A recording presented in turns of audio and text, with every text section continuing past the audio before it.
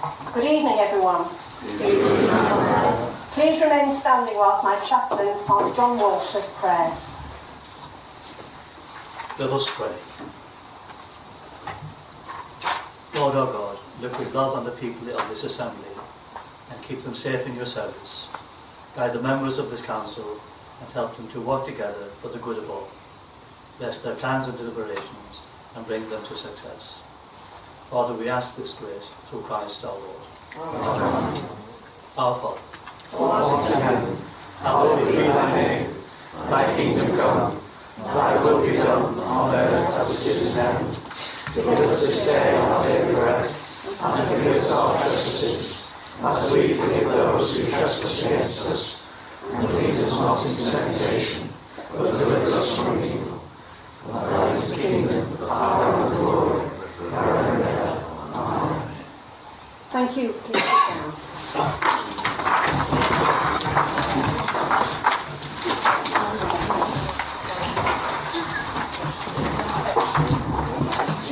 Before we start, I need to remind you of the usual housekeeping messages. There are no fire alarm tests planned for this evening. Promise.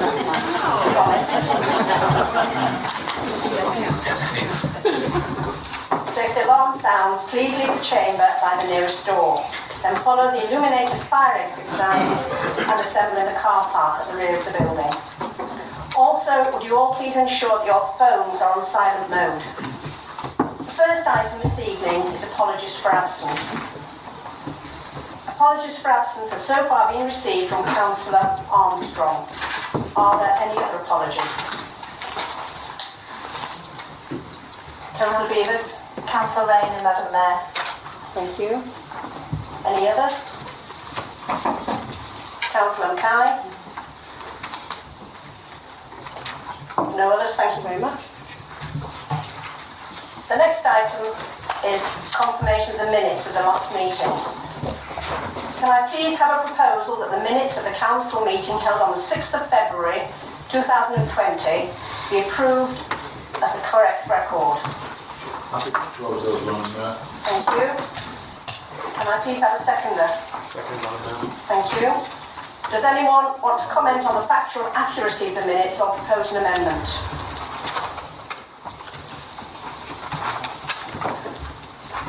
In that case, if nobody wishes to comment, with those members present at the meeting on the 6th of February who are in favour of confirming the minutes as a correct record, please indicate. Those for?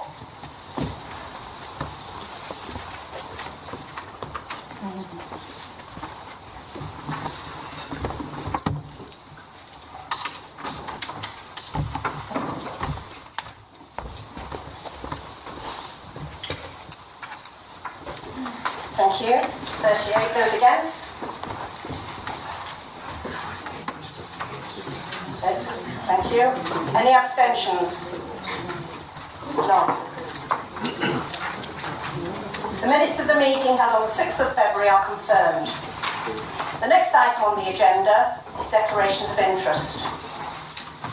As this is the budget meeting, I need to remind you that on the 6th of September 2012, the Council passed a resolution granting a dispensation under Section 33 of the Localism Act 2011, enabling all councillors to speak and vote on issues relating to the setting of the council tax, unless any member is disqualified from voting under the provisions of Section 106 of the Local Government Finance Act 1992, because there are 2 or more payments in arrears with their council tax. Councillors do not, therefore, need to individually declare an interest in agenda item 11 just because they are council taxpayers. On that basis, do any members or officers have any interest to declare on any items included on the agenda for this meeting?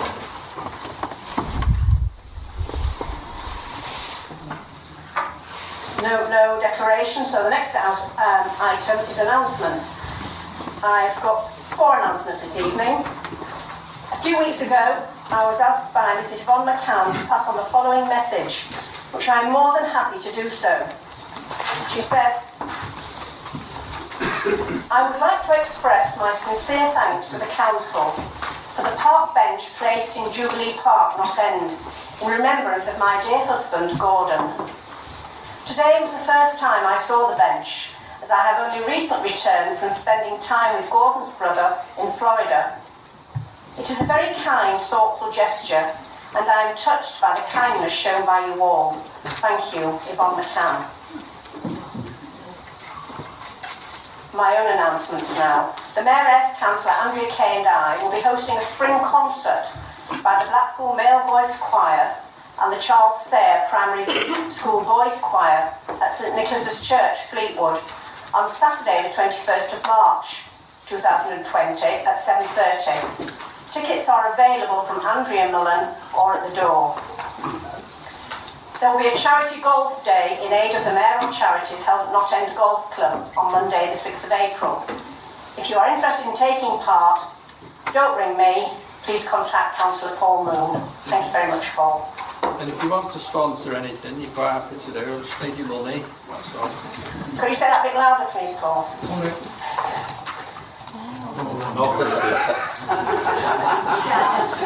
Well, if anybody wants to sponsor anything or provide a prize or anything like that, just let me know and I'll just take the money off you. Thank you very much.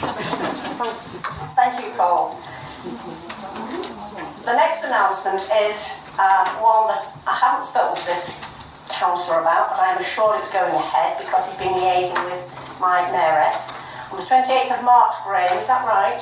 Correct. Fantastic. There's a shoot. Now, it is a play sort of shoot. We're not aiming at each other. We'll ignore that. So Graham is hosting a shoot, which should be a lot of fun. The details are to follow. But if you could make a note that it's the 28th of March, and again, it's all in Graham's hands, the arrangements, but I'm happy to support both Paul and Graham in anything I can do. But I don't play golf, and I'm not a very good shooter. So, but I will watch. And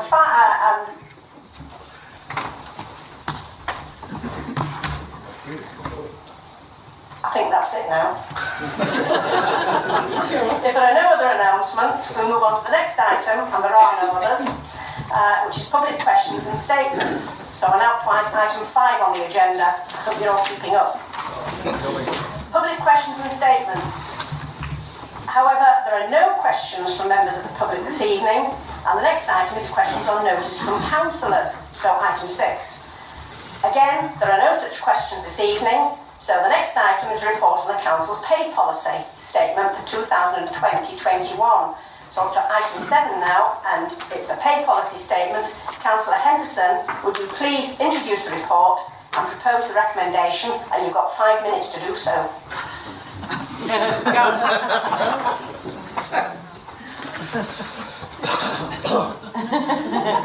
Can't hear me there.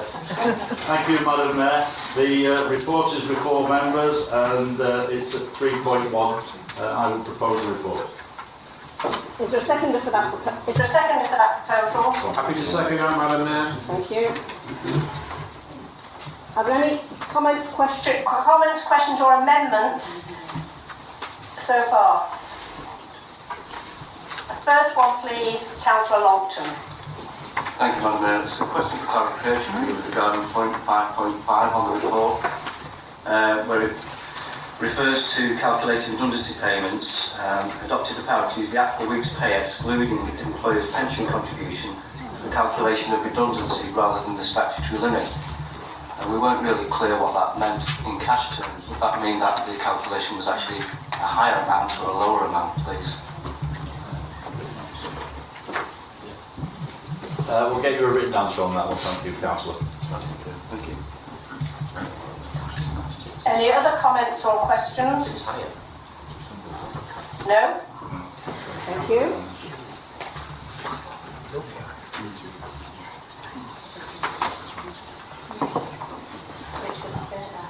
Well, that concludes the debate, so we can go straight to the vote. Would members please now vote on the recommendation that the pay policy statement for 2020-21 be approved. Those in favour, please show in the usual way.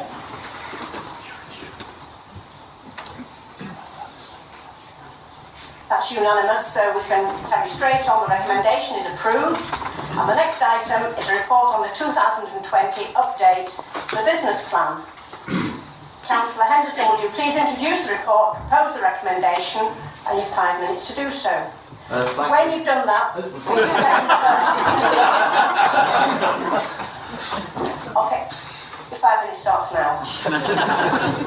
Thank you, Madam Mayor. I have no updates. This has already gone to the O&S, and so therefore I recommend that 3.1, 3.2. Thank you, Madam Mayor. Thank you. Is there a seconder for that proposal? Yeah, I'll have a second, Madam Mayor. Thank you very much. Any comments, questions or amendments? Councillor Fail, would you like to go next, please? Thank you, Madam Mayor. There are several gaps in the business plan, predominantly with regard to key measures on employment in Wyre, the increasing commute problem and public open space. Without those measures, it's difficult to fully understand all of Wyre's issues and be able to determine the necessary action. Last year there was a verbal agreement to set up a biennial survey to collect employment and commuting data. Hopefully that data will be available before the commute rate gets much beyond 50%. Not only does this council need to drive down commuting for quality of life reasons, but it's key to improving the local economy, reinvigorating our high streets and reducing Wyre's carbon footprint. We will leave that as work in progress, and although the Labour Group fully support many aspects of the business plan, we cannot support a weak and ineffective climate change narrative. We will be mindful of our climate change commitment in everything we do, is the suggested narrative.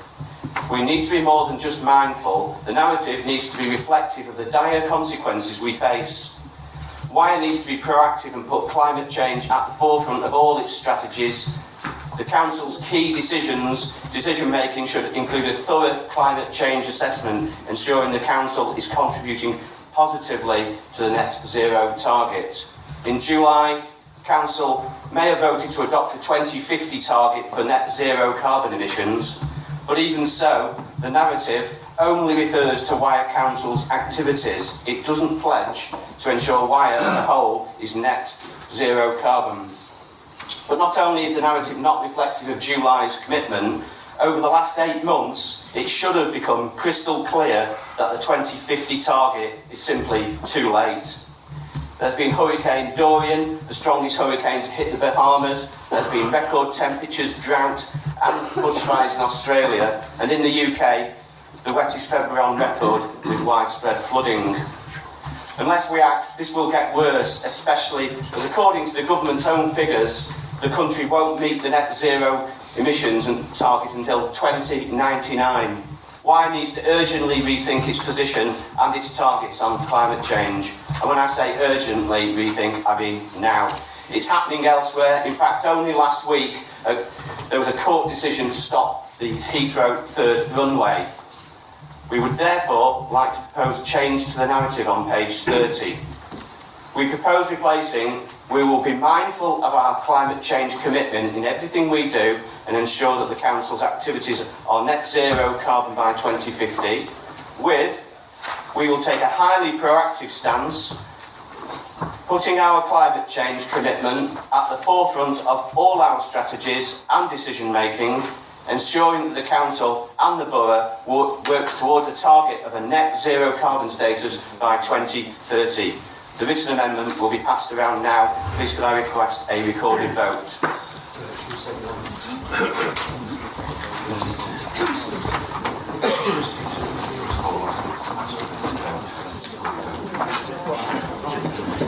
When the planet is printing up.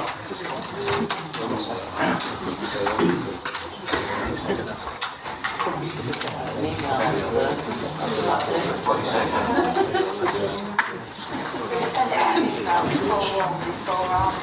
Carbon neutral.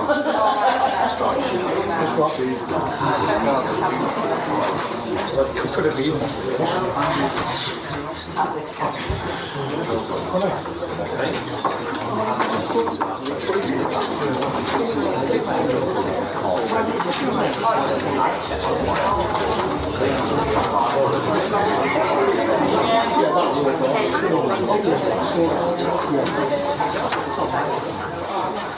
Take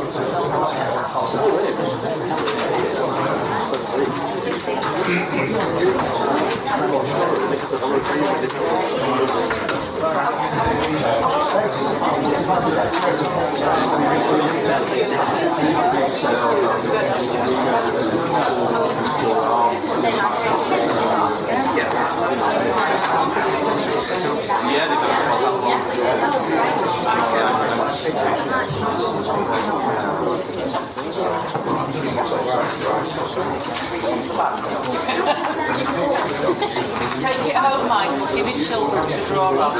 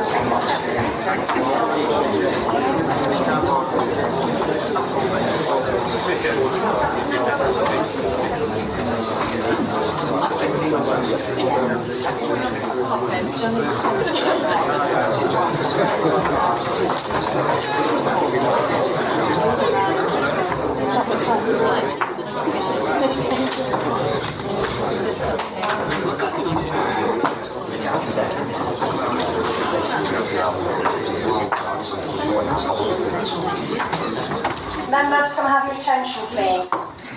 I'm going to ask Chief Executive Gary Payne if I think this is an acceptable amendment.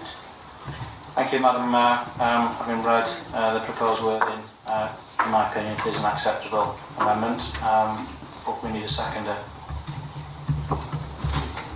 I'd like to second that, Madam Mayor. Thank you. And you asked for a recorded vote? And it's full possible. Yeah. Thank you.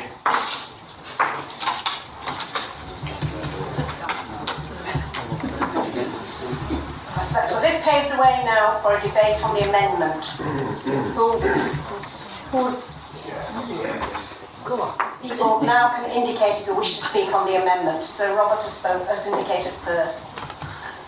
Madam Mayor, I think it's a matter of some regret that this amendment has been tabled, because as members of council will know, we set up on an all-party basis a climate change policy group, which has had 2 meetings, and on which, if I may say so, Councillor Fale and his colleague have contributed significantly into the discussions that we've all been having about what we can do within Wyre.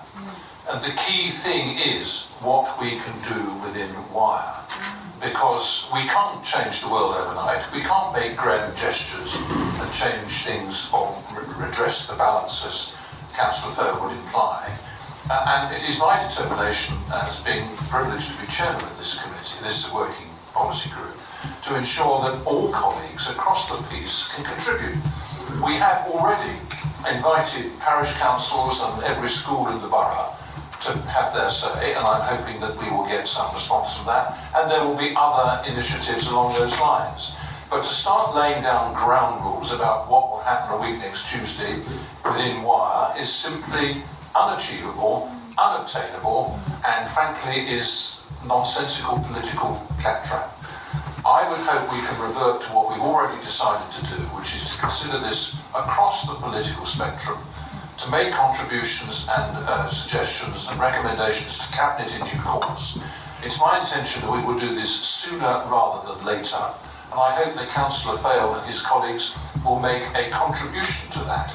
This amendment is superfluous and nonsensical. Does anybody else wish to address the amendment? Councillor Fale, you have the right to come back because you proposed it.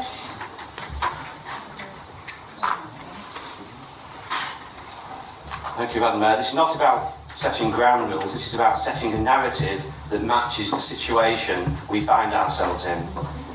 8 months on, and it seems the irony of you agreeing to Labour's call for a climate emergency declaration and then amending our target date from 2030 to 2050 maybe still be bouncing around the walls of this chamber, high over the heads of some councillors.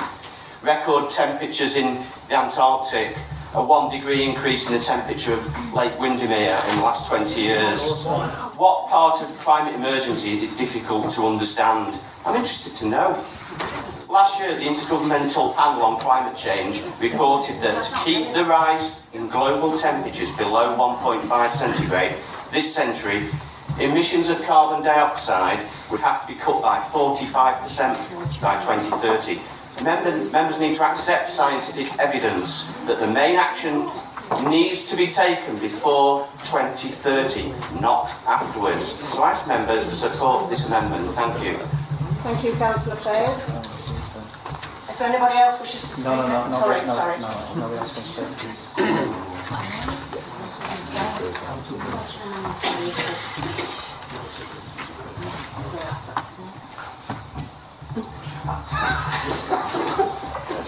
First of all, I think we need to apologise to members that some microphones aren't working, so apologies for that. We were all tested at 6:30 and worked well at 6:30, but what happens if one of the loops comes out, unfortunately that can affect a series that the loops on, so apologies that some microphones aren't working.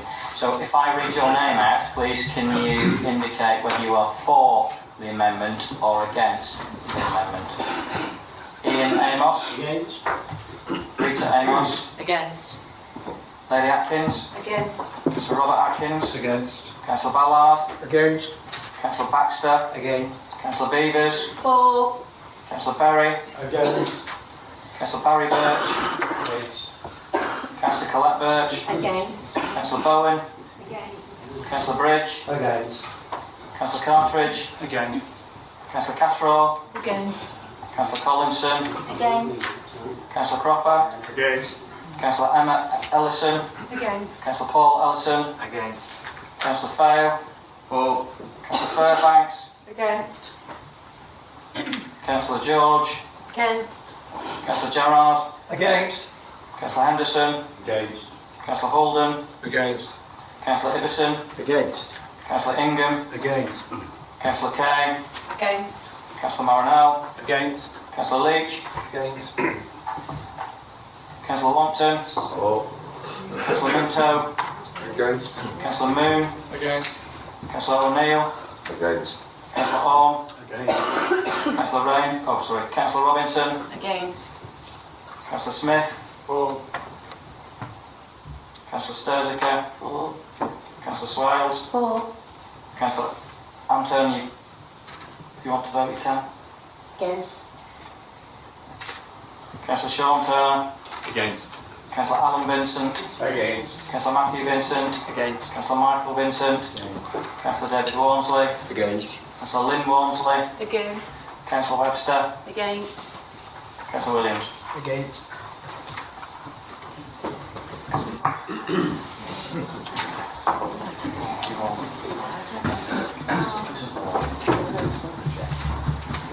The result of the vote is 41 against and 6 for. So the amendment is lost.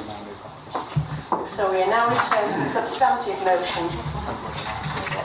Does anybody want to comment at this stage?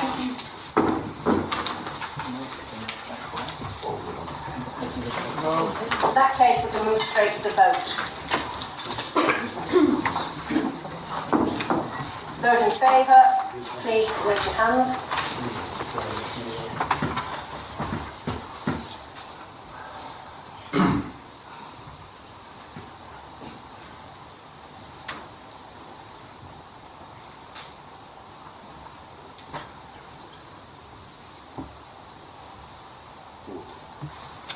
Thank you. Those against?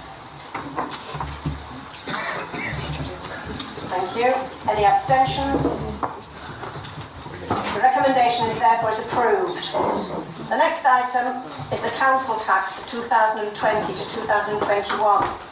As usual at the budget meeting, we need first to deal with two procedural issues.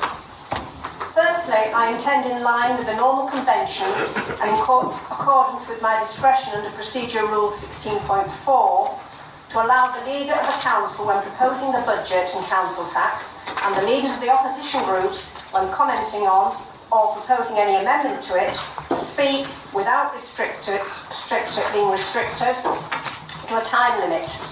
All other speakers in the debate would, as usual, be limited to a maximum of 5 minutes each. Secondly, I also propose that Procedure Rule 16.6b be suspended to allow a single debate to be held on the budget, including any amendments proposed to it. Would you please indicate whether or not you agree to the suspension of 16.6b to enable us to have a single debate on this item?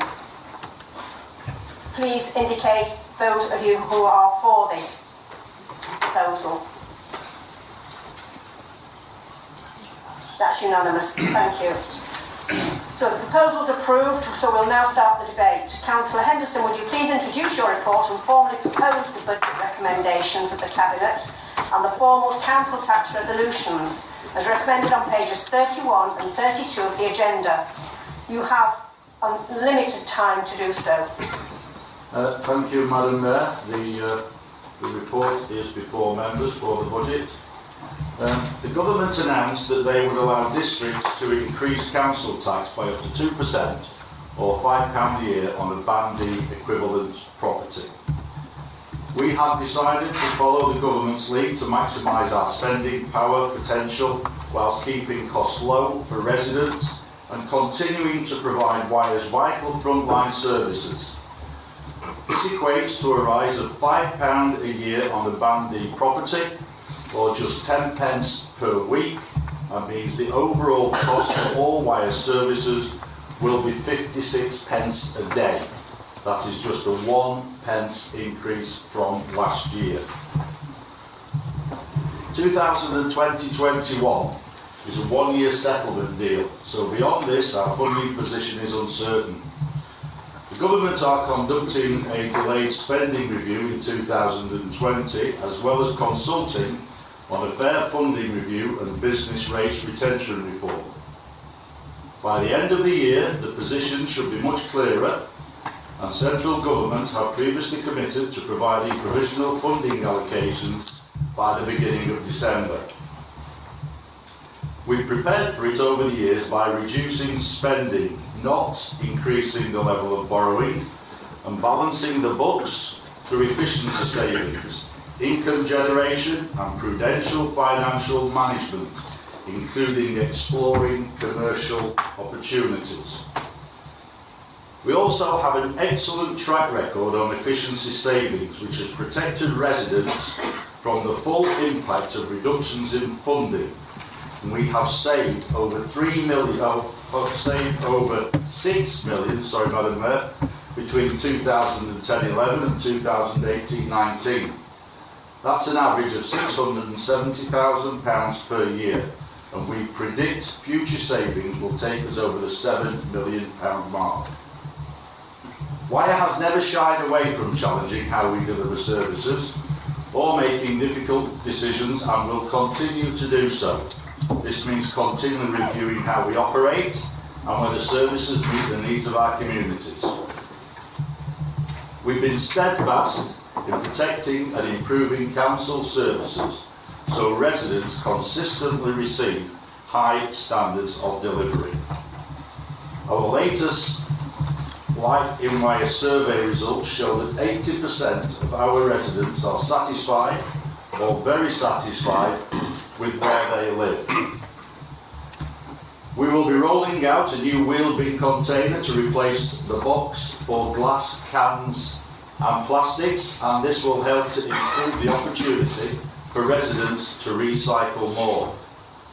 The cemeteries and waste and recycling services were again successfully shortlisted in the National Association of Public Service Excellence Awards.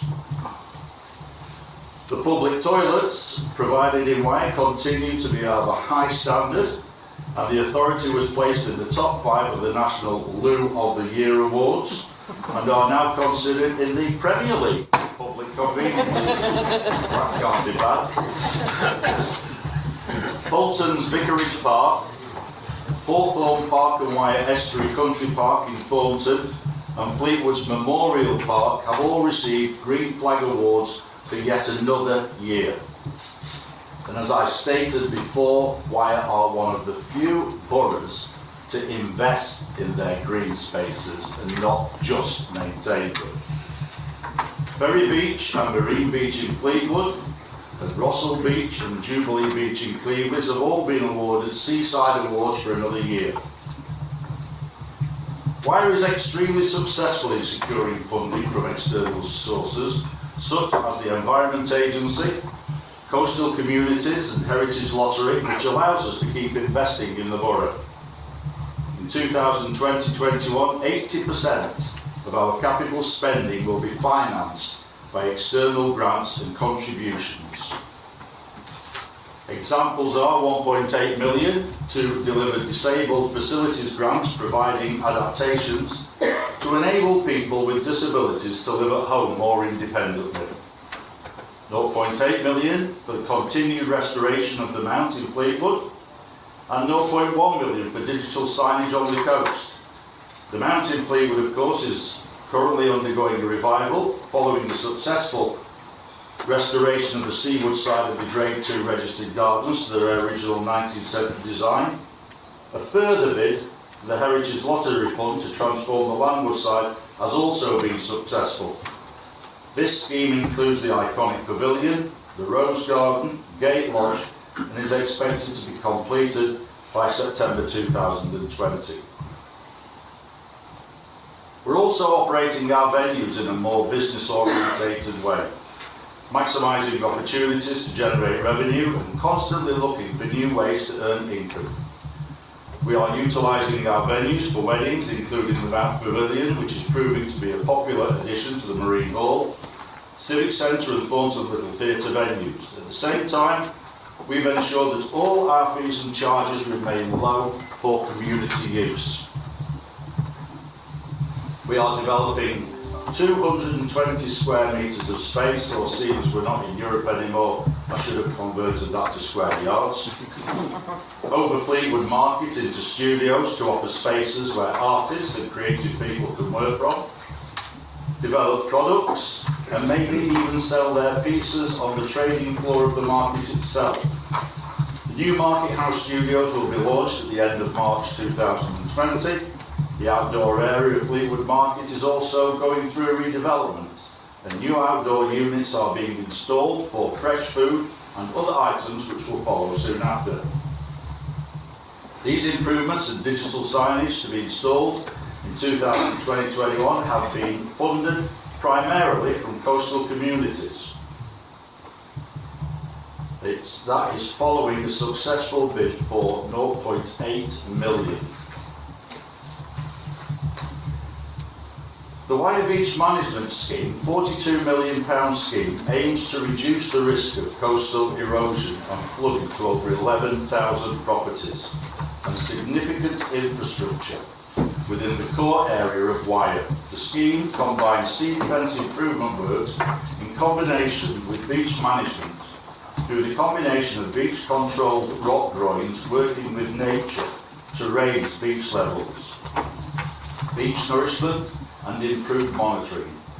The main aim is to reduce the risk of defence undermining, reducing wave overtopping and reducing the risk of damage to the defences. It all adds up to a reduced carbon footprint in providing improved protection for our coastal communities and improved beaches for recreation. Business creation and expansion is a priority in Wyre, and we have an excellent track record in supporting businesses through our wider network. The aim is to bring businesses together to buy from each other and use their businesses grow. They then employ more people in the local economy, who then spend their wages locally. The 6th annual Wyre Business Award event was held last November at the Marine Hall in Fleetwood. The celebration event was attended by over 280 business people from across Wyre and was once again a great success. We continue to work with our partners to develop the implementation plan for Hill House Technology Enterprise Zone in Thornton. The site will benefit from investment worth millions and government support to expand, creating jobs in the area and attracting greater awareness of the wider borough's potential for growth. We will continue to support the full rollout of full fibre broadband along the tram line into Fleetwood. Wyre Council also recognises the importance of our high streets and has submitted bids for Heritage Action Zone funding and future high streets funding for Fleetwood. £150,000 has already been awarded for the future high streets funds feasibility works and to develop a strategic regeneration framework for Fleetwood. A final bid will be submitted in April 2020. This bid will also include a request for funding towards a joint £2 million feasibility study into a Fylde Coast rail tram link, which will include a Polton to Fleetwood link. We have committed for the 7th year running to protect our most vulnerable residents by limiting the contribution to the localised council tax support scheme for those previously on full benefits to 8.5%, which is significantly lower than neighbouring local authorities. The Citizens Advice Bureau will continue to receive funding from Wyre at the same level to support their free debt advice service, which helps those affected by welfare reforms, and we will continue to deliver a care and repair service which offers free advice and support to both the over 60s and disabled people. We are partners in the Healthier Fleetwood project, helping to reduce social isolation, raise aspirations and improve the health outcome for local residents. This important initiative brings together a wide range of stakeholders, including those from the NHS, other local authorities, housing associations, local sports associations and community groups within Wyre Council, taking an active role to progress and promote the scheme. So what does the future look like? With an excellent track record in identifying efficiency savings and doing more for less, Wyre is in a strong financial position, and we're planning ahead for potential changes in the funding allocation over the coming years. Residents will continue to benefit from investment thanks to an approach of investing now to save money in the future, and our track record of bringing in external funding. As we ensure that we make the best possible use of our assets, taxpayers can be certain of the value for money and be reassured that we will negotiate improved community facilities where alternative options are required. We will continue to generate investment and encourage development in the borough by providing a supportive business environment and making Wyre an attractive place to live and to work. Communities remain at the heart of everything we do, and we will continue to find new ways of working, improving our services and providing excellent value for money. We held our first launch event for the new local lottery in January. That was attended by over 80 interested groups, with tickets going on sale in February and the first draw taking place this March. This excellent initiative will help to support community groups and other organisations in their fundraising endeavours, as well as provide a general good cause fund for worthy projects in the borough. We will also be launching our Citizens Access Portal in 2020, which will allow Wyre residents and businesses access to services online 24 hours a day, 7 days a week. This will enable those who sign up to receive electronic bills, which is better for the environment, book services, check the status of any payments due to them, and report local issues and track their progress. As well as being commercially smart, we are fully committed to tackling climate change. That's why we have established a climate change policy group to develop and review progress on the delivery of an action plan to alleviate the impact of climate change. We are in the process of employing a climate change and environmental projects officer who will work with the staff and elected members as we look to deliver climate change actions across all services. We have committed to planting 25,000 trees in Wyre over the next 5 years. We are working with the Woodland Trust to create 10 hectares of new native woodland and hedgerows across Wyre by 2025. We have also addressed our use of single-use plastics, and we have started to introduce electric vehicles to our fleet. We are working with providers to install electric vehicle charging facilities across the borough to support the use of green technology and to improve air quality. All these actions centre on our pledge to become carbon neutral by 2050. Madam Mayor, I'd like to take this opportunity to thank all of our staff, our volunteers and our communities for their continued support. Together I am certain we can ensure that Wyre remains a healthy and happy place where people want to live, work, invest and visit.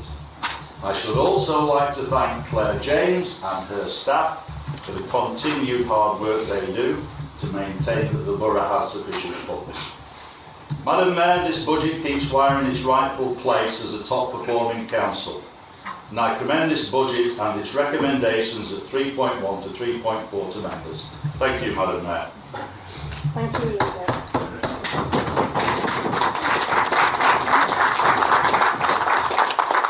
Is there a second of the proposal? Madam Mayor, I'd be happy to second the proposal and reserve the right to speak. Thank you, Councillor Vincent. Councillor Fail, you now have an opportunity to comment on the budget, and if you wish to propose any amendments to it, you have an unlimited time to do so. That's useful. Thank you, Madam Mayor. The deterioration of our high streets, increasing deprivation in both urban and rural areas, climate change and increasing occurrences of flooding. These are just some of the major issues councils face across the country. And at a time when councils need certainty and the ability to plan for the long term and actually begin to tackle these problems, councils are being left to plan for the short term. The delay in the fair funding review is one of the many consequences of a rudderless and inept government. We still don't know the outcome of that fair funding review. We don't know how the business rate retention will work. Will it be fair or unfair? And will it work for Wyre? This uncertainty is simply not acceptable. Uncertainty in funding does nothing for our high streets. Like many across the country, the high streets of Wyre are suffering through years of neglect, not through the self-neglect, but through poor decision-making and neglect by local and especially national government. The case for levelling the playing field for high street and online shopping grows year by year. In 2017, Amazon paid just 4.5 million in corporation tax, despite UK sales of close to £2 billion. It's just not right. The need for tax reforms and radical changes to the business rate system is necessary because the high street retail sector pays a disproportionate amount of tax. Apparently, the government is committed to conducting a fundamental review of business rates. But we've heard this before. They need to act before it's too late, and councils need to be given the funding to help reverse the damage to the high street. Uncertainty in funding does nothing for deprivation. If you don't believe that there's deprivation in Wyre, then I refer you to Wyre's own authorities monitoring report for 2018-19.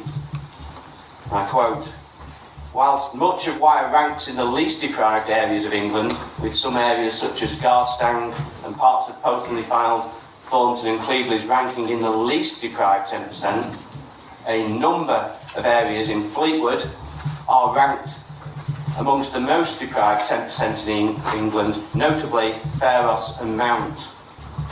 Jubilee in Cleveland is also now ranked in the most deprived 10%.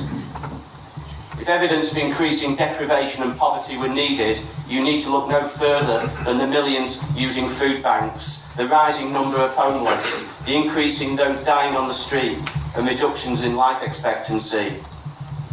And then there's universal credit, which has pushed people to the brink, and benefit sanctions that has left people with no food or heating.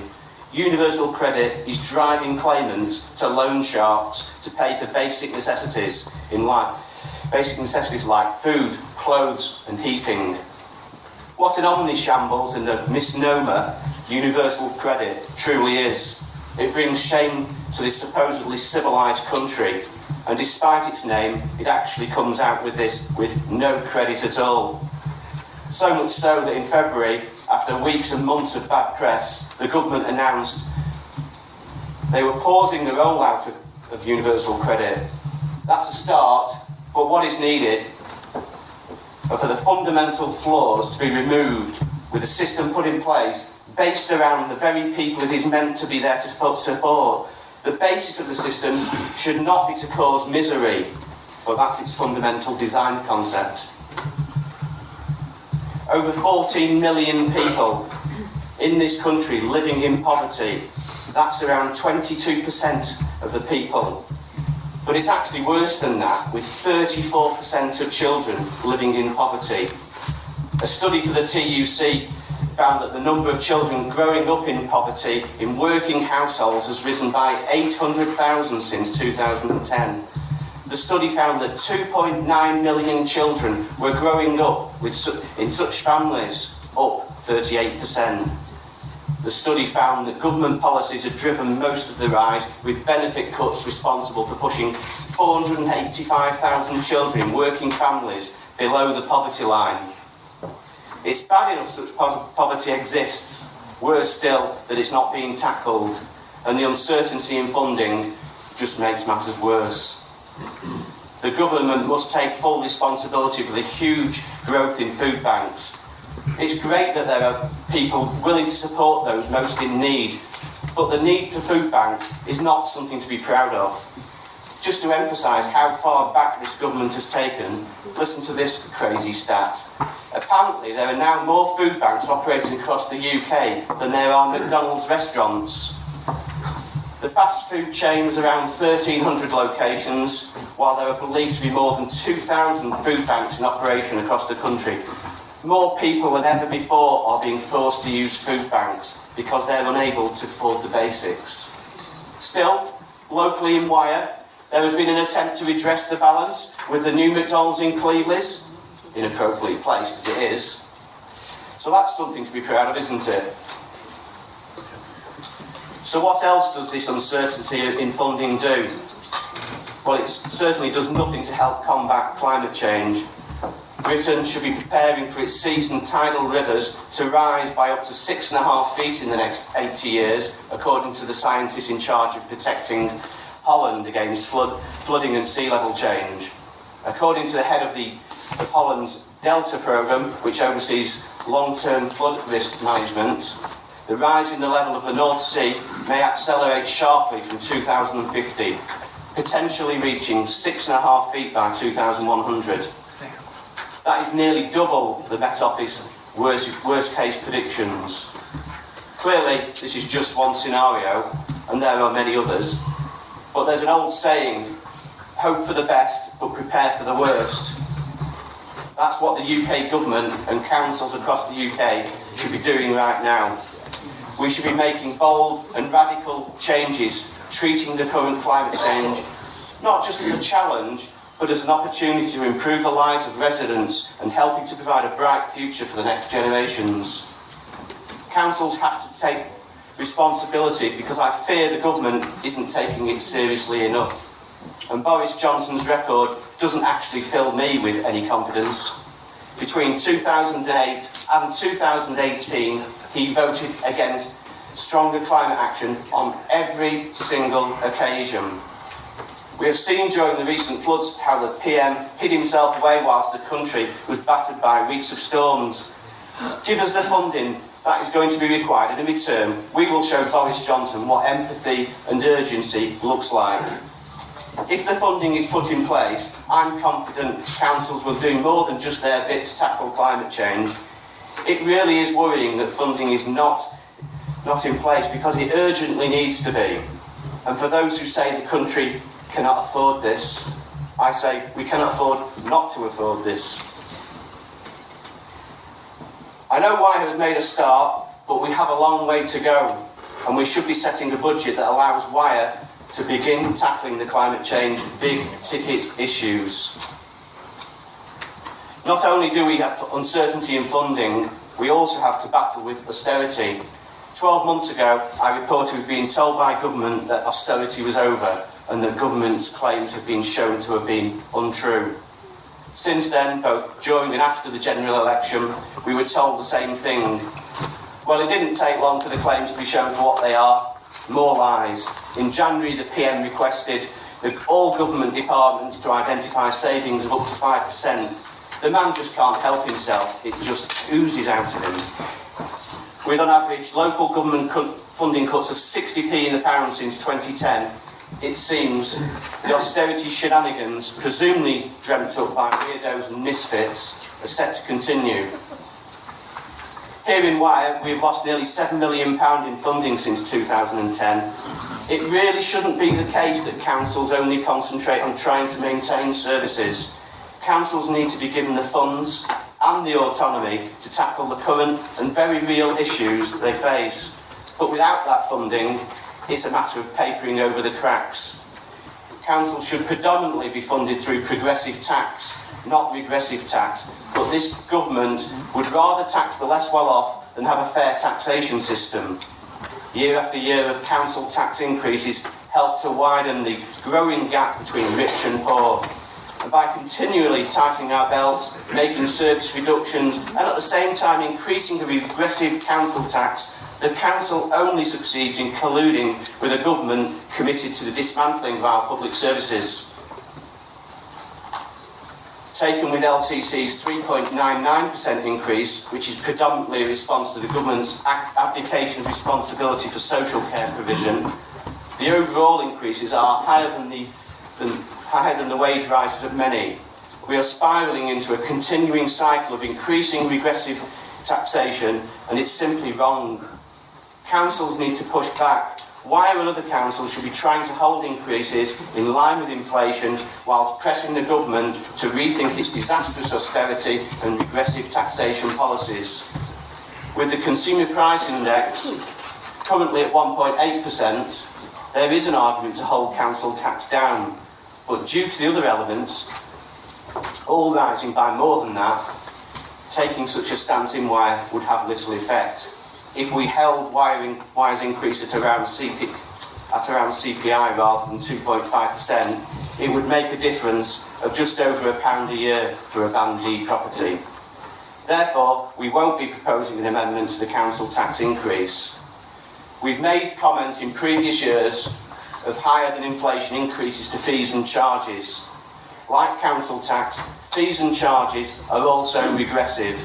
But not only are they regressive, they are also a stealth tax. Analysis shows an increase in local stealth taxes over the past decade, with under pressure councils introducing garden and bulky waste removal charges, while raising the cost of funeral services, pest control and even public lavatories. A recent LGA statement said, "The reality is that income from fees and charges is too small to deal with the financial challenges councils face." We should therefore be mindful that continually increasing these stealth taxes will not resolve the financial position of councils.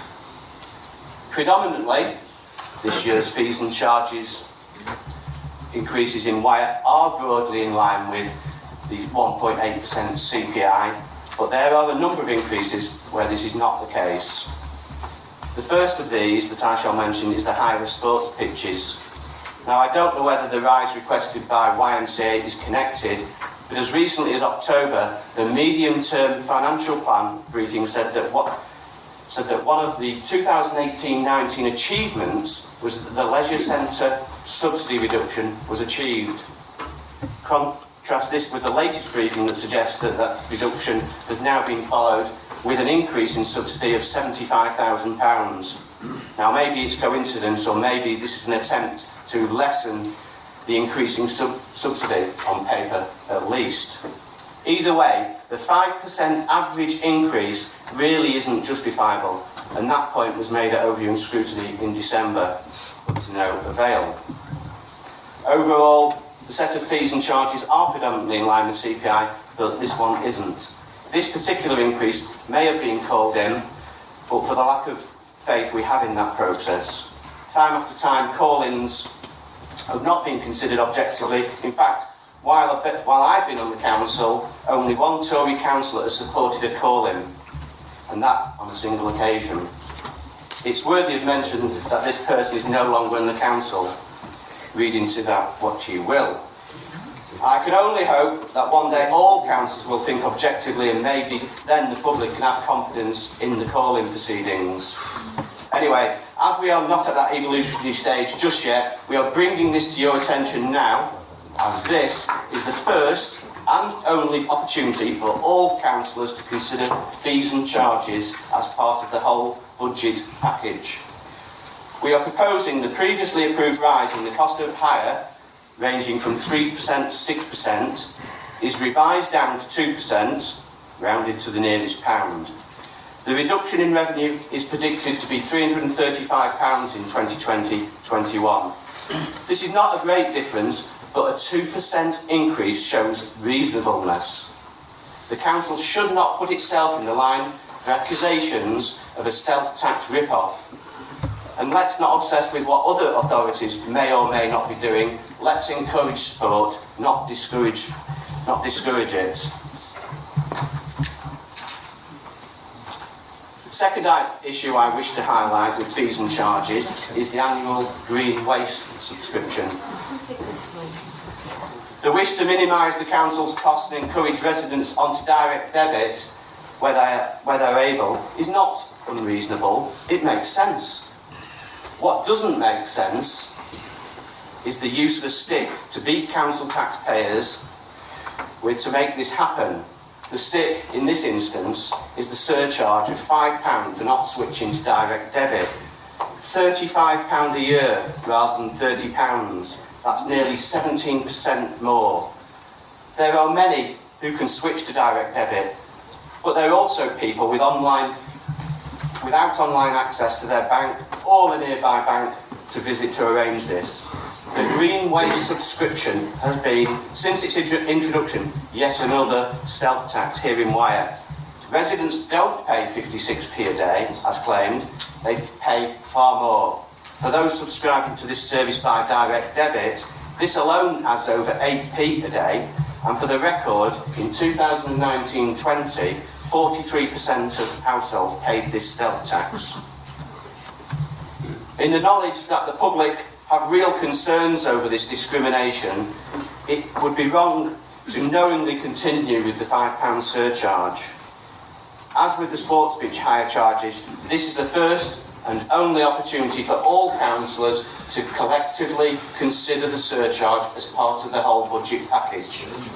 We are therefore proposing that the decision for the green waste subscription to be increased to £35 per bin per annum for single-year subscriptions made online, by post, by cheque or in person be reversed, with subscriptions remaining at £30 as for those paying by direct debit. The reduction in revenue is predicted to be £11,010 in 2020-21. Members should understand that anybody paying the additional £5 is creating additional income for the council. And if less than 80% end up paying by direct debit, then the council will gain more than budgeted for. So this change would remove new additional income, not reduce current income. As some residents have already paid the 2021 subscriptions, such a change would involve residents being reimbursed, but I'm led to believe this can be dealt with. Before moving on to the next amendment, I want to provide some context around finances. 12 months ago, the medium-term financial plan the MTFP was predicting having to use £812,000 from balances in 2020-21. That's now predicted in the latest MTFP to be a top-up of £573,000 in 2021, a difference of £1.4 million, giving balances of £12.4 million or £22.5 million if you include earmarked reserves. Furthermore, in the last 12 months, the outlook for 2021 through to 23-24 has improved by £3.2 million. The picture may not be rosy, but it's certainly significantly healthier than it was 12 months ago, and it's noticeable that the picture is normally rosier than the prediction 12 months previous. So before I proceed, I would like you to bear in mind an improving outlook and expected reserves and balances of £22.5 million at the end of 2020-21 period. As we all hopefully appreciate, the world faces an existential threat, yet in this budget there is no major commitment to help tackle climate change. The government's fair funding review may not be in place, but we cannot afford to wait. There is already over £21.5 million in reserves and balances, and we have the ability to act now. Irrespective of the target date to become net zero carbon, the radical action required is predominantly in the next 5 years, not in 2030 or 2035 or 2040. Delay the action and the situation may become unrecoverable. The Labour Group therefore wish to put forward the bold and radical change I referred to earlier. This would be the beginning of a Green New Deal for Wyre. We propose that £500,000 is allocated from general balances to create a climate change reserve to fund a tree planting and land management programme on a scale that will help tackle climate change and the increased and persistent threat of flooding throughout Wyre. £300,000 would be guaranteed to fund tree planting and the creation and preservation of natural wetland areas. As an aside, that's as opposed to the ones created by the persistent house building. And it is proposed that up to £200,000 will be made available to match donations from Wyre residents and businesses who can afford and wish to tackle the threats we face. This match funding would be ring-fenced for tree planting. If this is approved, and as a gesture to get this fund up and running, the Labour Group will donate £50 for each councillor, and we ask that other groups do likewise. Initially, general balances would reduce by £500,000 and earmarked reserves would increase by £500,000. Of the £500,000 transfer, £200,000 would only be released on the achievement of equivalent match funding. Being conscious of the wish to produce a balanced budget, we are suggesting the allocation is limited to £500,000 on this occasion. It should be noted that even if the full £500,000 was spent in 2020-21, that would still result in over £60,000 being added to balances. However, given the real threat to our environment, the Borough should be considering similar action to tackle climate change in future years as a matter of course. This proposal is an investment in the future of Wyre. Hope for the best and plan for the worst. This investment is part of the planning for the worst, and it will help to reverse decades, if not centuries, of land mismanagement. The Council has made some good moves in the right direction, including the creation of a climate change policy group and the appointment of a climate change officer. This amendment is not being put to you to score points. We need to put aside our political differences and tackle. I really don't know what's funny about this. We need to put aside our political differences and tackle this most serious of issues. This is a budget amendment for the future of Wyre and the well-being of its residents. Please support the 3 amendments that are now being passed to members. More trees. More trees. Yeah, another tree.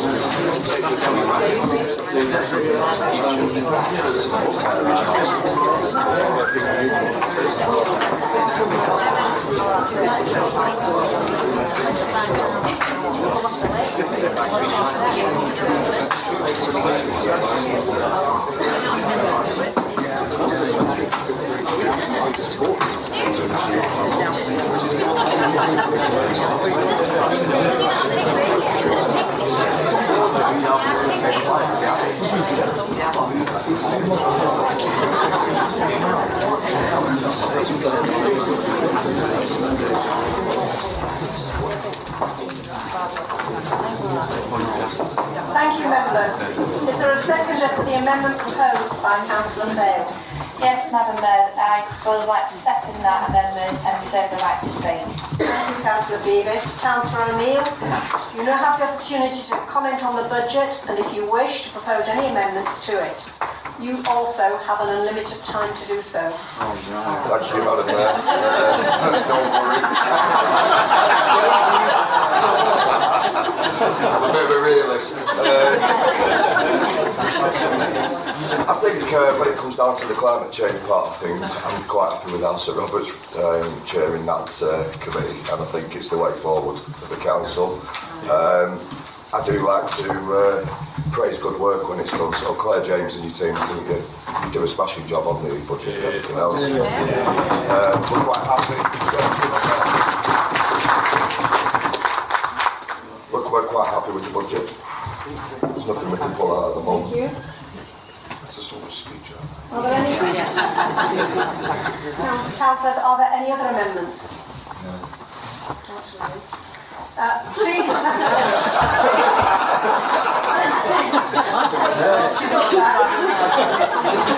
Frail. Please be aware that as we have agreed to have a single debate on the budget and the setting of the council tax, if you wish to propose an amendment, this is your last opportunity to do so.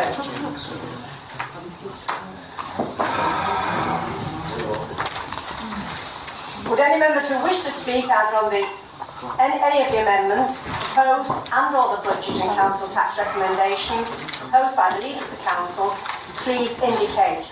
You will have a limit of 5 minutes each. Can members please just keep their hands up while we make a list of your names, please? Keep your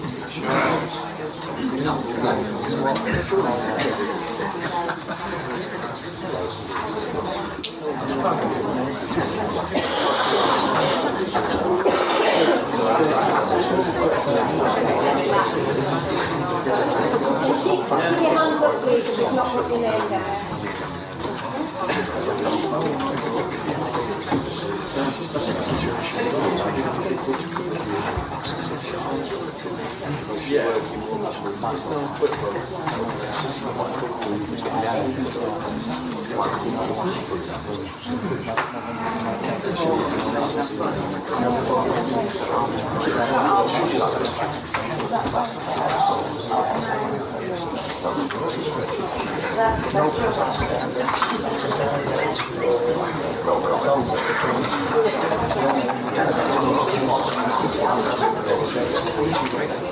Thank you very much, members. That councillor Fail first, please. Sorry, Swales first, please.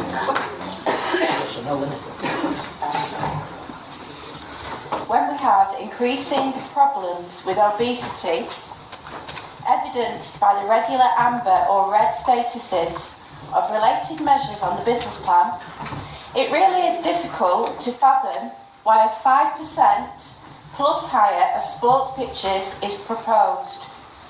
This council should not be discouraging sport, it should be encouraging it. I propose a 2% rise.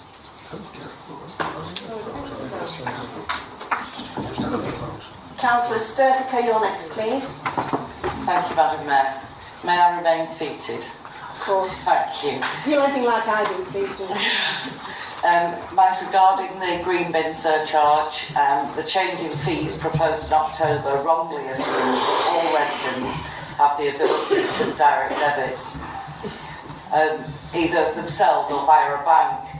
With there hardly being any banks left in our town, some will just pay it because they can afford it, and the hassle of setting up a direct debit is not something they want. Sadly, there are also members in our society whose bank accounts do not allow them to set up direct debits. Therefore, this £5 surcharge is something they cannot avoid. I know there are residents who refuse to pay this at all, and they will be sticking their green waste into their grey bins to remove it. I feel this council is knowingly discriminating against a section of society, including the poor, the vulnerable and the elderly. Councillor Smith, please. Thank you, Madam Mayor. As we are all aware, we do face a major climate emergency and Wyre must play their part. Something that Wyre could do constructively to improve our local carbon footprint is to plant trees. The Labour Group does not believe that the Council's current promise of 25,000 trees is nearly enough. Urban tree coverage is going to be key to keeping to the commitments that this Council has already signed up to. The average canopy coverage in the UK is 16%. Fleetwood, in comparison, comes in at 3%, the lowest of any town in the UK. Farnham in Leafy Surrey is at 45%. Obviously there are other factors for that, however our target is not Farnham. But just over the river, Lancaster City Council have committed to planting 1 million trees. I believe this council needs to make a commitment to urban tree coverage. A start to that would be to match our Lancashire Neighbours pledge. This does not have to be a costly exercise. The Woodland Trust and other organisations can help with the delivery of free trees. And furthermore, we could encourage local in bloom groups, charities and schools to join this ambitious project. So let's commit as a council to make Wyre green again. Thank you. Councillor Longton, please. Thank you, Madam Mayor. Wetlands can play an important role in our fight against climate change through carbon capture to reduce greenhouse gases and by providing resilience to flooding, storm surge and coastal inundation. Rainforests are viewed as the lungs of the planet, but most of the world's soil carbon is held in wetlands. Yet these precious habitats are declining at an alarming rate. Over a third of all wetlands have disappeared since 1970. Wetlands act as a natural buffer against extreme flood events, soaking up heavy rainfall and reducing water flows. as well as storing and releasing water slower in drier times to protect against the most severe impacts of drought. Peatlands, a type of wetland, cover just 3% of the surface area of all land on Earth, yet they contain 500 gigatons of carbon, twice as much as all of the world's forest biomass combined. In a keynote speech on the 25th of February this year, Sir James Bevan, the Chief Executive of the Environment Agency, said, "While hard defences will continue to play a vital role in helping to keep people and places safe, even more important for reducing flood risk in future is managing the flow of water through the environment. And the best way to do that is through natural methods. Planting trees to retain water when it rains, restoring artificially strained rivers to their natural curves to slow the flow of water, making space for land on water to collect there rather than flood communities, and creating wetland habitats that hold water enhanced biodiversity. The creation and protection of wetlands, peatlands and other natural flood defences in appropriate locations builds our resilience to flooding from future climate change and mitigates its worst effects. It's a vital part of any climate change strategy and should be front and centre of our investment plans." Thank you.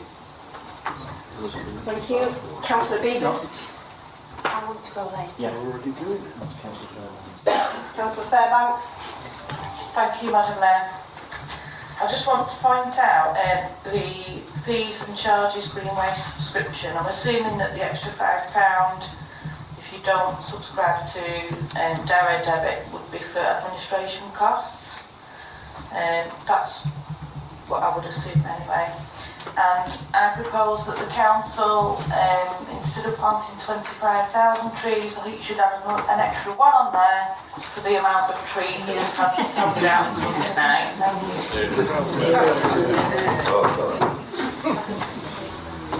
Councillor George, would you like to speak, please? Mine's a very similar point. So, regarding the climate change, I walked into this building at 5:55 p.m. and since I walked into this building, I've been handed 12 pieces of paper. And it was my understanding that we were actually paperless. 12 pieces of paper we received. Good point. Surely, if we talk about climate change, should we not be fixing this problem first? Yeah. Thank you. Councillor Sir Robert Atkins. Madam Mayor, I hesitate to speak twice on the same subject, but I'm puzzled by why it is that Councillor Fail, supported apparently by one or two of his colleagues, seems to want to try and make this into a party political issue when it isn't. We cannot allocate funds ring-fenced for this purpose unless we know what it is that we're going to spend it on. And making grand gestures about planting extra trees and so on may well be one of the recommendations that the policy group comes up with. But at this juncture, following the motion that was tabled by the Labour Party and broadly supported by this council, we are trying to ascertain what it is that Wyre Borough does at the moment and what it ought to do to improve the situation in the future. There's an old motto which some people ought to listen to, which is festina lente, hasten slowly. Do what you can when you can. Don't try and make grand gestures merely because you think it's making or scoring political points when it ain't. We don't necessarily, on this side of the council chamber, disagree with a lot of the objectives that have been discussed today. What we're talking about is assessing what needs to be done and then doing it. We cannot, therefore, allocate money until we know what it is that we want to spend it on. And therefore, it makes a nonsense to make these sort of proposals.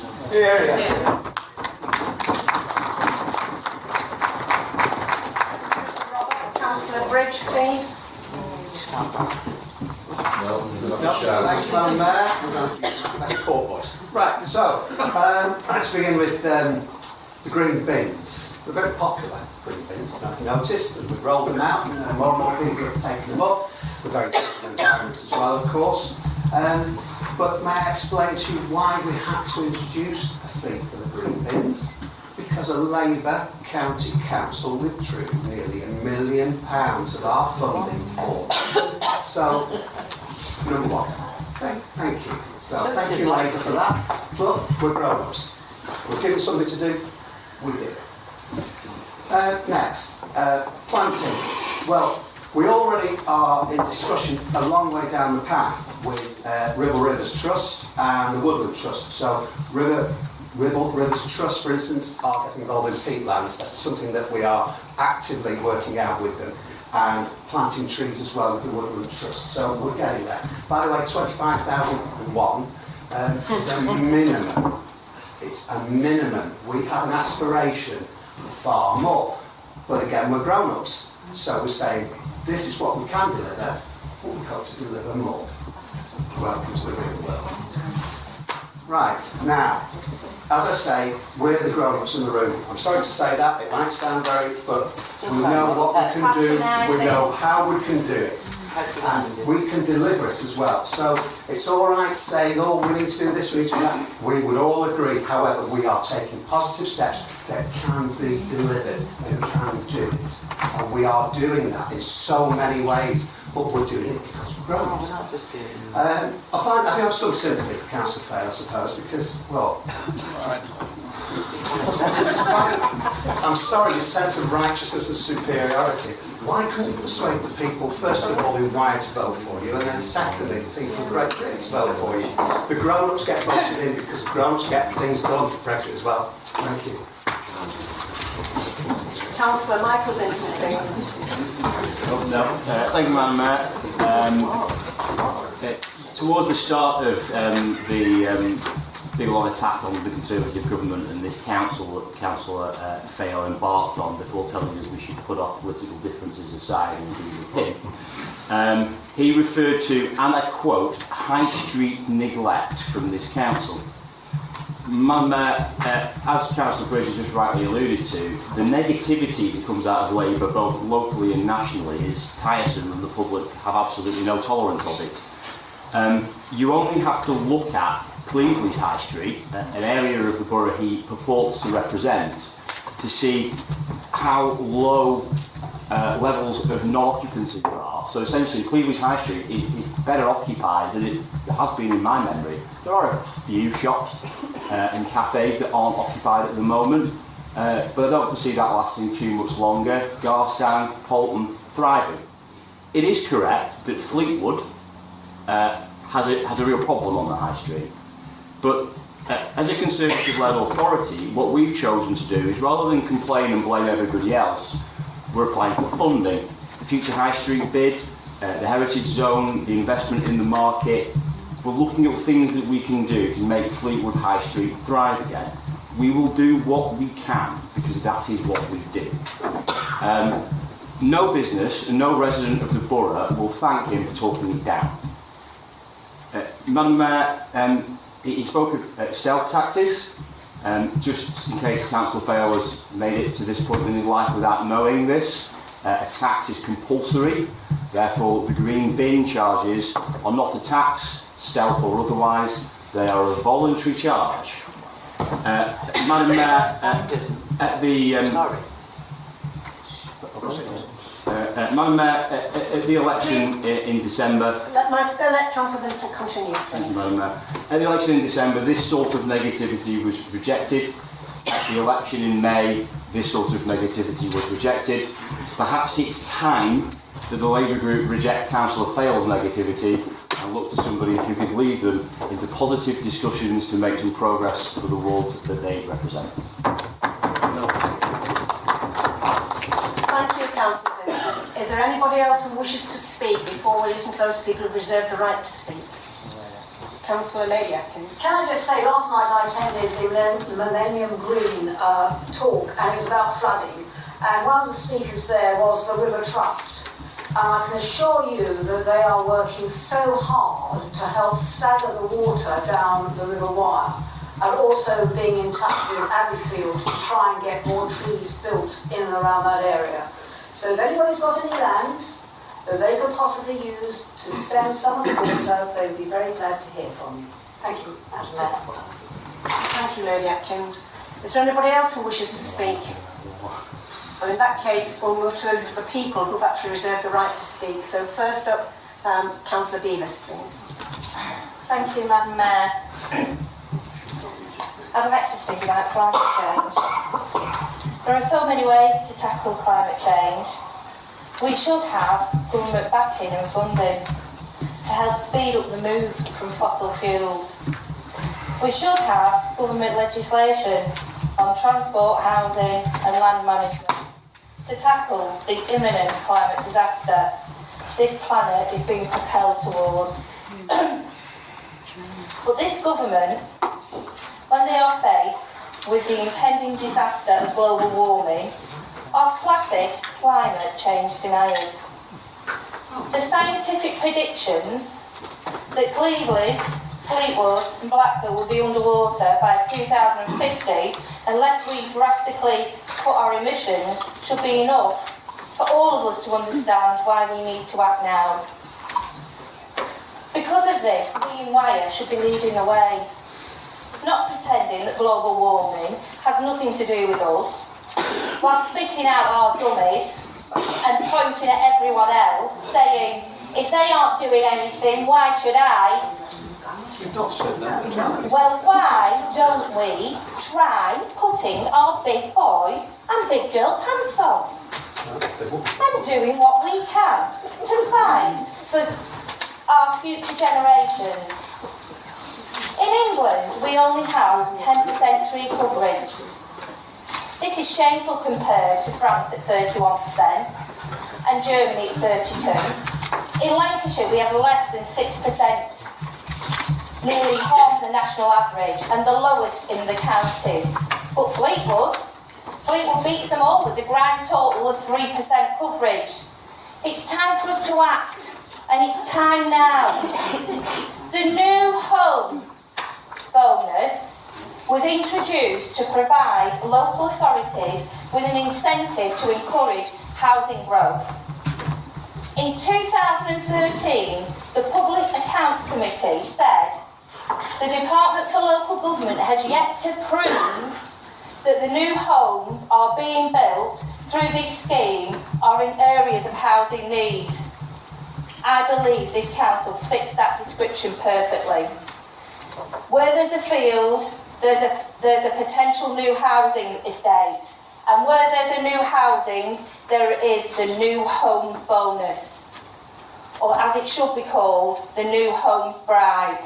As a result of these bribes, this council is responsible for allowing planning for houses on the last fields in Poulton, Carlton, Thornton, Cleveland and Fleetwood.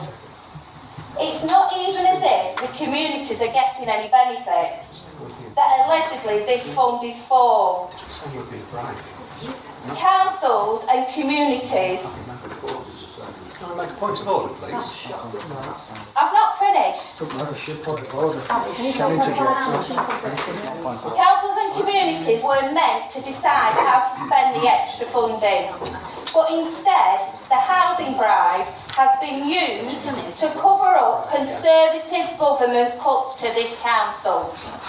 The new homes bonus that this council has received is currently being used to protect services that we already had. By 2022-23, over 14 million will have been awarded to Wyre in new homes bribes.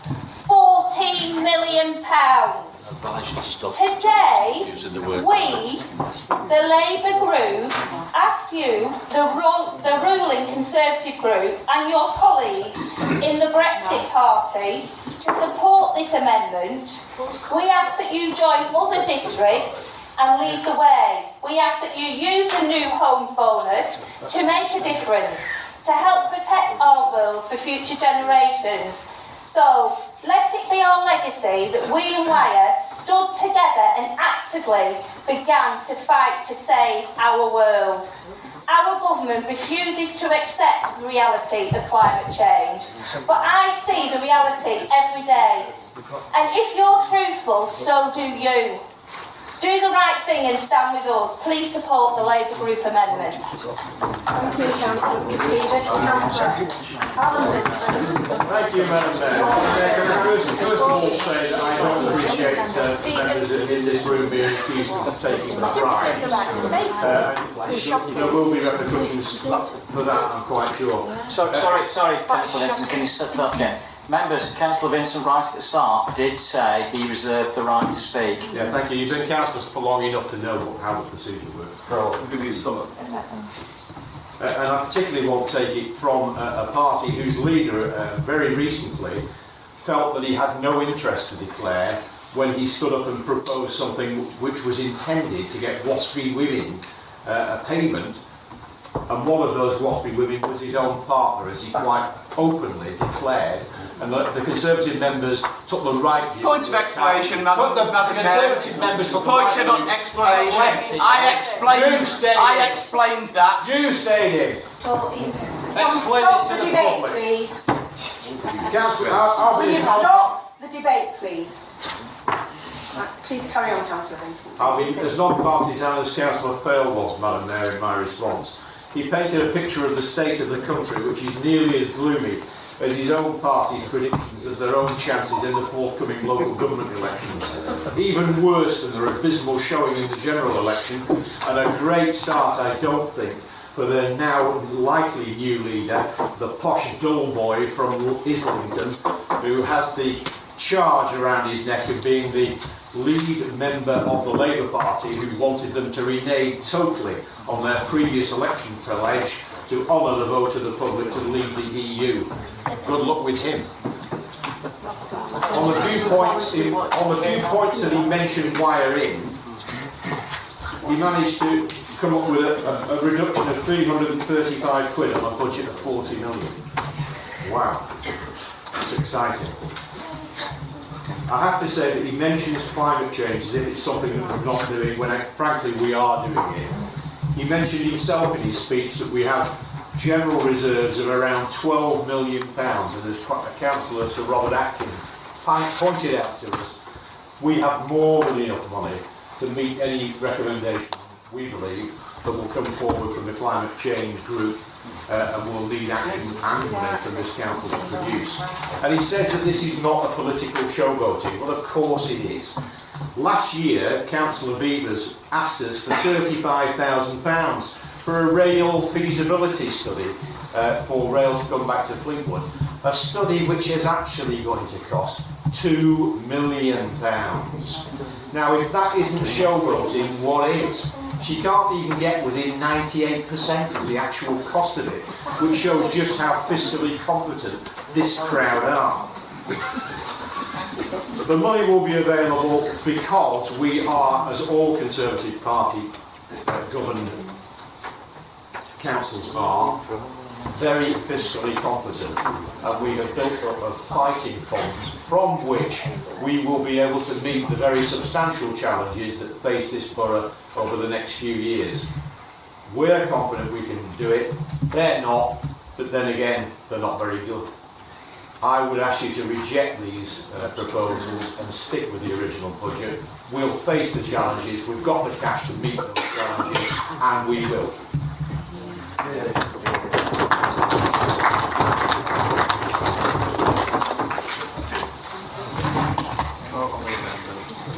Councillor Fail, would you respond to the debate and limit your comments to exclusively and specifically to the amendment?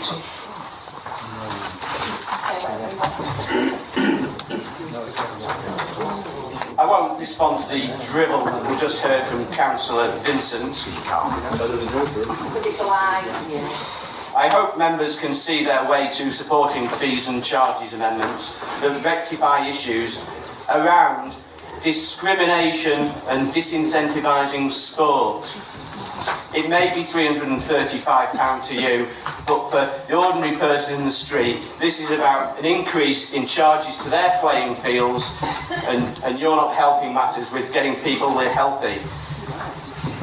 But above all, I hope members choose to support investment in Wyre, its residents and its future. If you are considering rejecting the climate change commitment, then try visualising the map of Wyre in 2050 that I'm sure you will have seen. For those who haven't seen it, it provides a bleak picture with great swathes of wire underwater. It should focus our minds in wanting to stop the prediction coming true. Members now have the choice of accepting a budget that keeps things ticking over, or accepting an amended budget that grasps the nettle.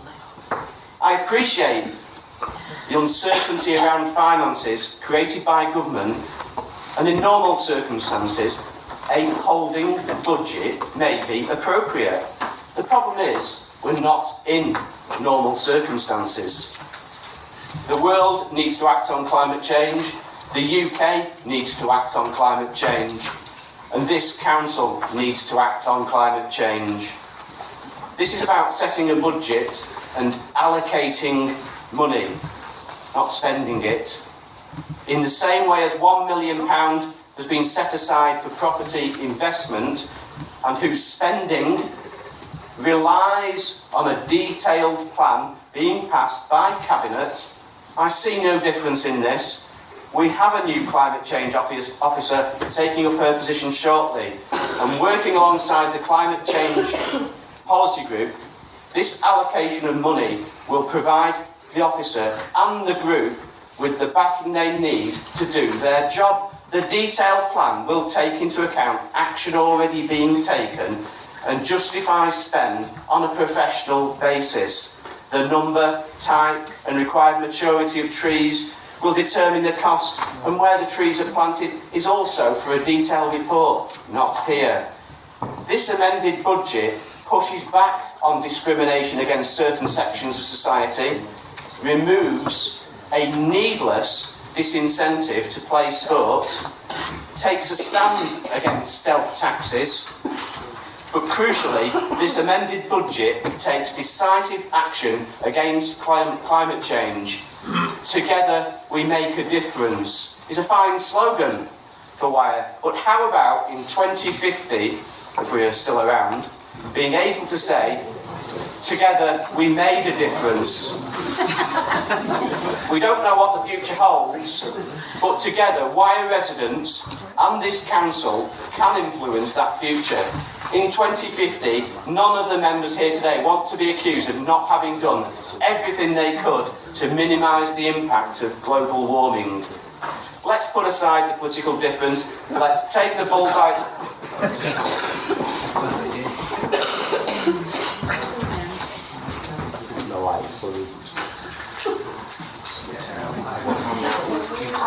Let's take the bull by the horns. Let's allow full council to provide a steer towards taking the proactive action that's required for the benefit of future generations. Please support the amendments. It really isn't funny. Councillor Henderson, would you like to respond to the comments made during the debate? Absolutely not, Madam Mayor. In that case, we'll move directly to the vote. Would you please vote first on the amendment proposed by Councillor Fail? And as Madam Mayor alluded to earlier on, it's a recorded vote we're required to do, so if I read your name out, remember you're voting for the amendment proposed first. Okay? Ian Amos? Against. Rita Amos? Against. Councillor Lady Atkins? Against. Councillor Robert Atkins? Against. Councillor Ballard? Against. Councillor Baxter? Against. Councillor Beavers? For. Councillor Berry? Against. Councillor Barry Birch? You don't need to vote, you don't want to? No, vote. For.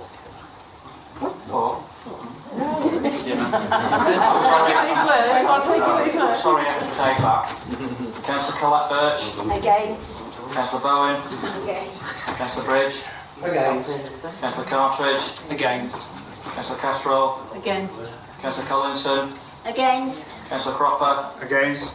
Councillor Emma Ellison? Against. Councillor Paul Ellison? Against. Councillor Fail? For. Councillor Fairbanks? Against. Councillor George? Against. Councillor Gerard?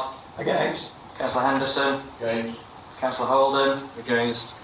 Councillor Iverson. Against. Councillor Ingham. Against. Councillor Kay. Against. Councillor Marinell. Against. Councillor Leach. Against. Councillor Longton. For. Councillor Minto. Against. Councillor Moon. Against. Councillor O'Neill. Against. Councillor Orme. Against. Councillor Robinson. Against. Councillor Smith. For. Councillor Sturziker. For. Councillor Swales. For. Councillor Anne Turner, if you wish to vote. Against. Councillor Sean Turner. Against. Councillor Alan Vincent. Against. Councillor Matthew Vincent. Against. Councillor Michael Vincent. Against. Councillor David Walmsley. Against. Councillor Lynn Walmsley. Against. Councillor Webster. Against. Councillor Williams. Against.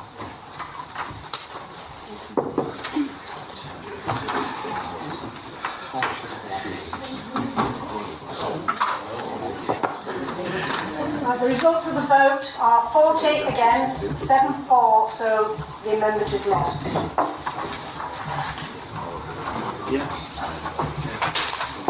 Members, we now move to the substantive motion which is in your agenda on the budget. So again, unfortunately I have to go through this again, so when I read your name, can you please say whether you are for or against the substantive motion that's in your agenda?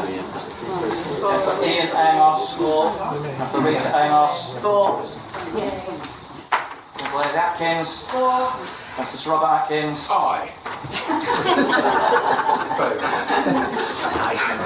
Councillor Ballard. For. Councillor Baxter. For. Councillor Beavers. Against. Councillor Berry. For. Councillor Barry Birch. For. Councillor Colette Birch. For. Councillor Bowen. For. Councillor Bridge. For. Councillor Cartridge. For. Councillor Catterall. For. Councillor Collinson. For. Councillor Cropper. For. Councillor Emma Ellison. For. Councillor Paul Ellison. For. Councillor Fail. Against. Councillor Fairbanks. For. Councillor George. For. Councillor Gerard. For. Councillor Henderson. For. Councillor Holden. For. Councillor Iverson. For. Councillor Ingham. For. Councillor Kay. For. Councillor Marinell. For. Councillor Leach. For. Councillor Longton. Against. Councillor Minto. For. Councillor Moon. For. Councillor O'Neill. For. Councillor Orme. For. Councillor Robinson. For. Councillor Smith. Councillor Sturziker. Against. Councillor Swales. Against. Councillor Anne Turner, you can vote if you wish. For. Councillor Sean Turner. For. Councillor Alan Vincent. For. Councillor Matthew Vincent. For. Councillor Michael Vincent. For. Councillor David Walmsley. For. Councillor Lynn Walmsley. For. Councillor Webster. For. And Councillor Williams. For. Thank you. Yeah, I think you won that one there. 41 votes for and 6 against, therefore the recommendations are approved. That concludes the budget debate. The next item is a report on the review of polling districts and polling places. Councillor Henderson, would you please introduce the report and propose the recommendations? Thank you, Madam Mayor. Nothing to add to the report, therefore I recommend 3.1 and 3.2 to members. Is there a seconder for the proposal? Second, Madam Mayor. Thank you, Councillor Vincent. Are there any comments, questions or amendments? Councillor Fail, your first up.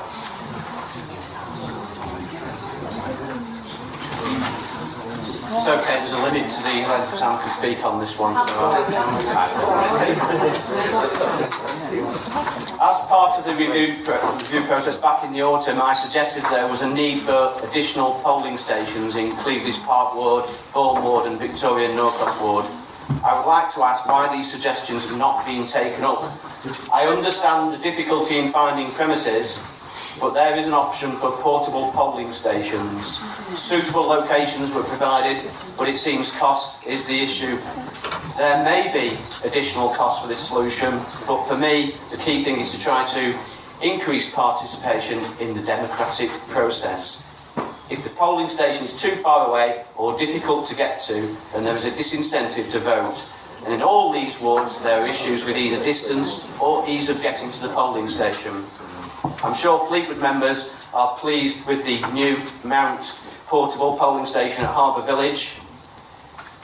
If we can do that, though, why can't we do this for Thornton Cleavery's wards? In the case of Cleveland's Park, with the closure of Haven Tutorial Centre, the new polling station is now on the northern edge of the ward and consequently increased distance for residents in the south of the ward travelled. The case for another polling station is now even greater. In the case of Victoria and Norcross, the residents living in the Norcross area have over a mile to travel to the only polling station. In the case of Bourne, Hawley Gardens residents have a similar distance to travel.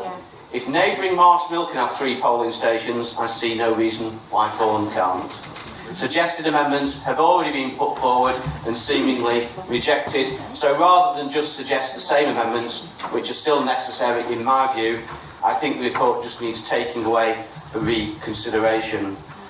The Labour group have a free vote on this item, and I hope the Conservative group will do likewise, enabling the Bourne, Cleveland's Park and Victoria councillors to vote against these proposals in order to ask for a rethink on these wards. Thank you. Free vote.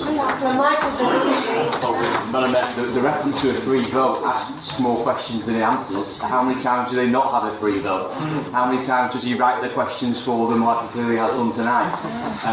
Madam Mayor, there's a wonderful thing that was invented sometime many years ago called a postal vote. And if you get one, you can fill it in and then you only need to walk to your nearest post box, and then this man called a postman brings it to the Civic Centre, counts it, normally for us, admittedly, and then it all goes into the pot and everything there is sorted.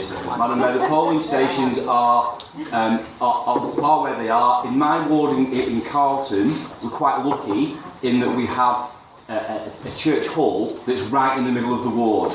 Unfortunately, the Boundary Commission sets the wards, not this council, and we are in the hand of wherever those buildings are. If we just, at the whim of Councillor Thale, rented porter cabins everywhere he thought there should be one, I imagine there would be one at the end of every street that he thought would vote for him.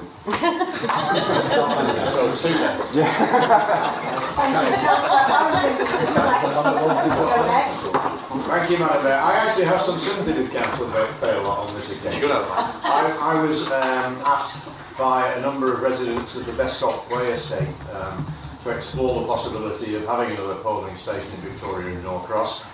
I accept the conclusion, however, that there is at the moment nowhere that you could actually physically put one. I would hope that we will continue to look for alternatives. I don't particularly like porter cabins, and I'm not keen on having one placed in Norcross, and I don't really know where you would put it. But I would urge the officers to continue to look for alternative sites in the wards that are at the moment a little on the deficit side in terms of polling stations. But I certainly won't be voting against it because we're doing our best to rectify it. Thank you. Any other members got any questions? Councillor Swales, please. In Bourne Ward, recent feedback on social media from disabled residents living in Hawley Gardens has suggested that the Sacred Heart polling station is too far away. Not everybody wants a postal vote. They would prefer a nearing polling station. At the last election, there was also some confusion for Bourne residents, with some voters turning up at Pheasantwood polling station on Bourne Way, believing it was their polling station. A dedicated polling station at Thornton Cleavy's Football Club, or a mobile polling station close to the entrance of Hawley Gardens, would improve access, remove some of the confusion, and increase turnout.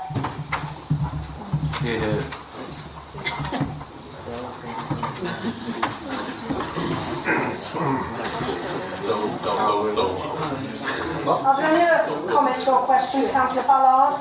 Yeah, it's reference to the comment reference to Thornton Football Club.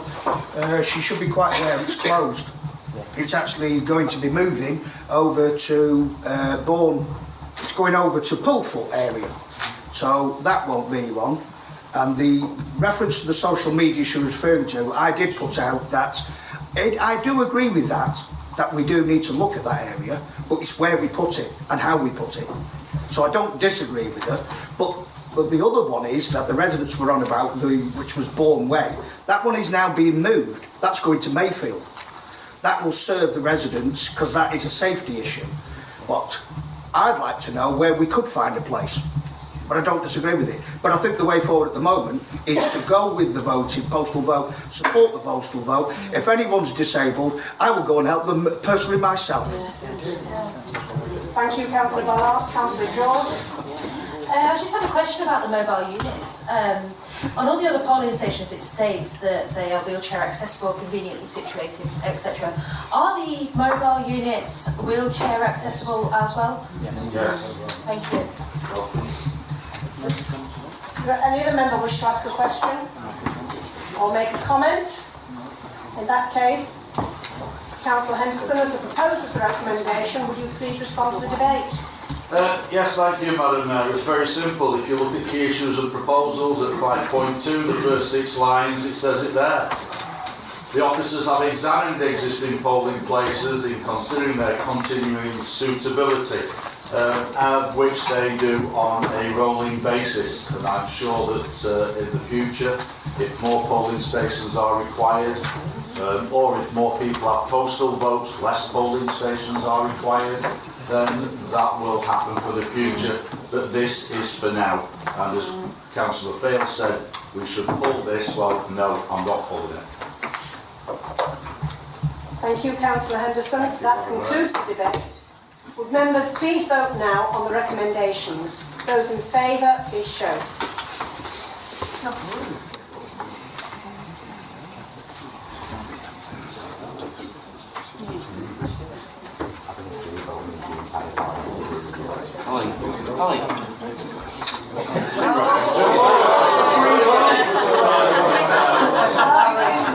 Can we just...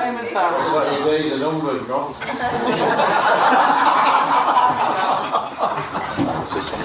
Free vote. Free vote if you don't agree with It's already counted. Put my arm down, please. It's already counted. I'm just bring some clarification to this. Like when we had votes on the budget, unfortunately, well not unfortunately, but a member voted one way and I had to take it. The vote was starting to be counted then. Councillor Swells, you had your hand up and you have been counted in that. So, Councillor Fail, in terms of what you indicated then, I'm sorry, we'd already started to count the vote, so that vote will count. Yes, he applied for whip rather late in the day. Ladies and gentlemen. I'm not the chief whip. Sorry, I'm the vote. Thank you, Madam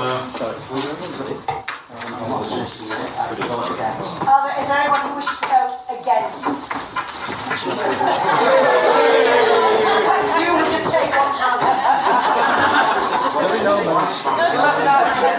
Are there any abstentions? 45 to 1. The recommendations are therefore approved. The next item, the last, is notices of motion. There are no notices of motion. So that concludes the meeting. Thank you, ladies and gentlemen. Thank you, Madam Mayor.